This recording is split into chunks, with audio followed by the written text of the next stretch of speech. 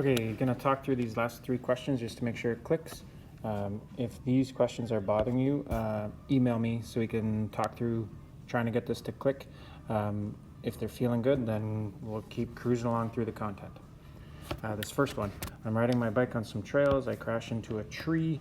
I put a force on the tree, and the tree puts a force on me. Kind of a lot of rhyming in there. Which force is larger? That's kind of a trick question.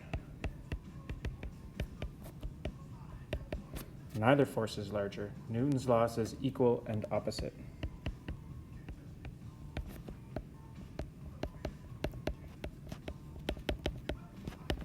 I push the tree forward. If the tree is bendable, it's going to bend in the forward direction. The tree pushes me backward. That's what slows me down and makes me stop.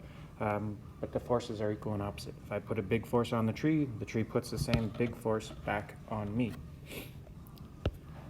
Second question, this is one of my favorite scenarios. If I have a crappy old car, but it's on really sticky pavement, versus a brand new, super powerful sports car on slippery ice, the difference is going to be that reaction force.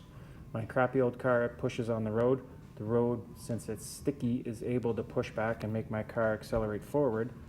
But if we have a sports car on slippery ice, when it pushes back on the ground, on the ice is too slippery. It can't really push back on the car. So the reaction force for the sports car is smaller.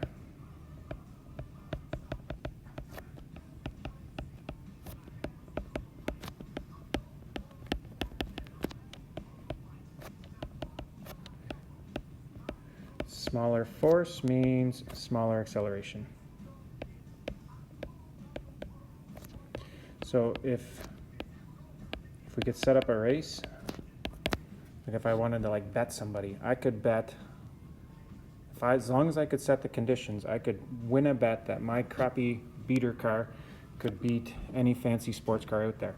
As long as I can set the conditions that I would put that beater car, my beater car, on sticky pavement, and put the sports car on slippery ice. If you're on slippery ice, the ice can't create that reaction force, no acceleration. And then that kind of ties into this last one. Why do you have to drive slower on icy roads? Grade 11, you guys are going to start driving if you haven't already. It generates less force. Even if you have great tires, if you're on ice, the road won't be able to react. Less force means less acceleration. So that means it'll take more distance to stop.